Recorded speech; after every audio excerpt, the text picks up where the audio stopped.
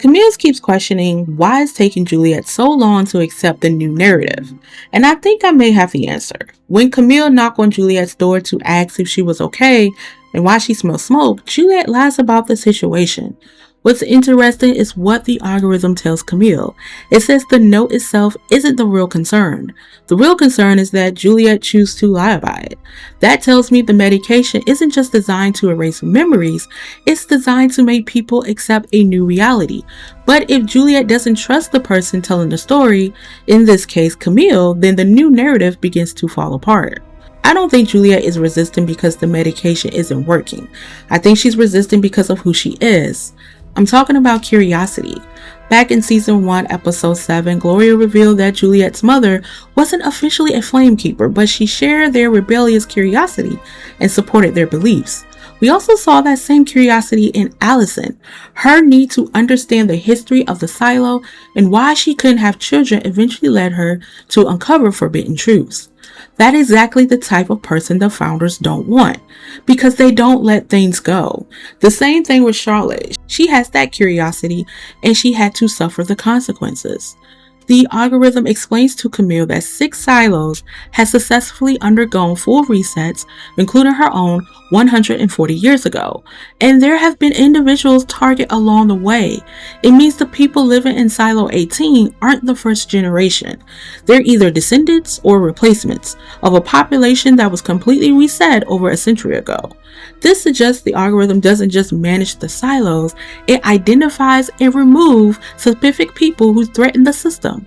Those individuals may be people who's asking too many questions, people who discover forbidden information, natural leaders who inspire rebellion, or could it be people like Juliette who refuse to accept the official story? If that's true, it means events that seem random may have been planned long in advance. Certain people could have been deliberated, manipulated, or eliminated to keep each silo under control. My biggest question now is this: who decides who gets targeted? Is it the algorithm making those decisions on its own, or are the founders pulling the strings from behind the scenes? I also noticed a parallel with the pre-silo timeline. At the end of season 2, we saw the reporter curiosity begin to grow. In this episode, she asked Daniel whether it bothers him that doctors are erasing people's memories, including Charlotte's. This isn't just an important question, it's another example of curiosity leading someone toward the truth. Throughout mythology and folklore, curiosity often comes with consequences. In the French folktale, a young woman marries a man who forbids her from entering a certain room in his castle. Yet her curiosity drives her to look anyways. She discovers the bodies of his previous wives.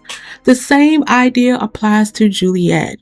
When you're curious enough to step outside and witness something dreadful, you can't unsee it. The pursuit of knowledge almost always comes at a price.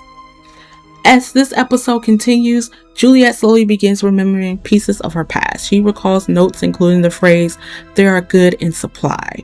Later, she speaks with Knox, who tells her about a man who used to shadow Bernard, a man who went into the digger void searching for something hidden below.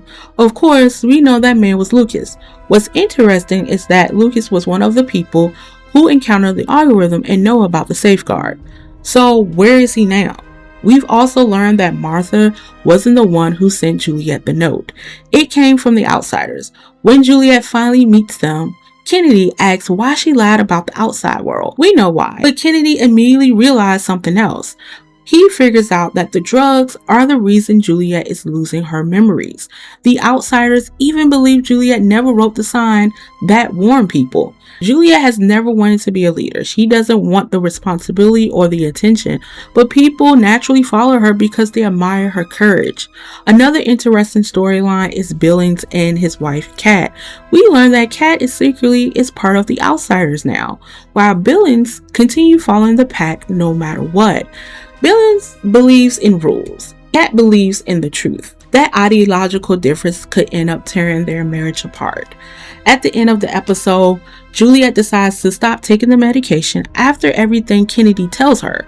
The algorithm immediately shows Camille data predicting what will happen if Juliette continues to remember. And if that happens, Camille may be forced to perform the water infusion, a procedure designed to erase memories all over again. Now let's jump back to the pre-Silo timeline. Daniel confronts Victor about the medication he's been giving Charlotte.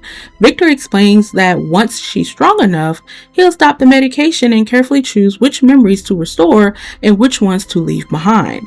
That sounds awfully familiar. It's almost exactly what Camille is trying to do with Juliette.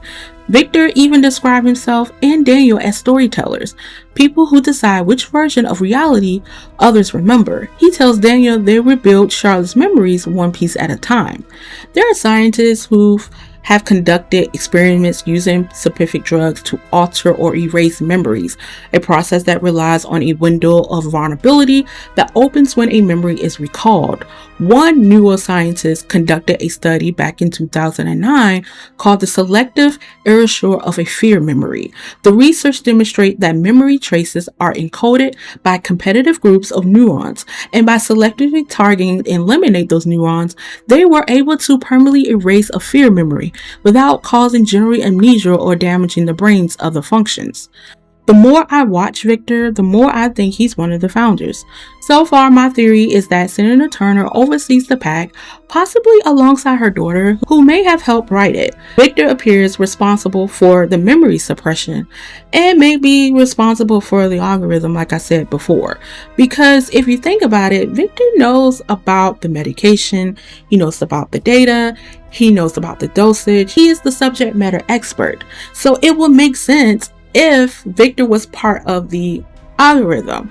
But my thing is he controlling it or is he the voice behind it? I'm not too sure as of yet because I don't have that factual evidence. The only evidence that I have is the way he's having conversations with Daniel about the medication and what it does to erase those memories, but also how to regain those memories back by retelling the story, but in a different way. Now the question becomes, what roles do Daniel, Charlotte, and the reporter play in all of this? Now I'm thinking that Daniel may be the person that plays in with the whole engineering concept. As I mentioned last episode, he probably is the main one that is being the subject matter expert of building those silos. Charlotte and the reporter, I do not know. Finally, can we talk about Orla? Her sister tells Billings that Orla has disappeared. I hope nothing has happened to her. I'm also worried about Helen. She's digging for information and asking questions. We've already know what usually happens to people who becomes too curious.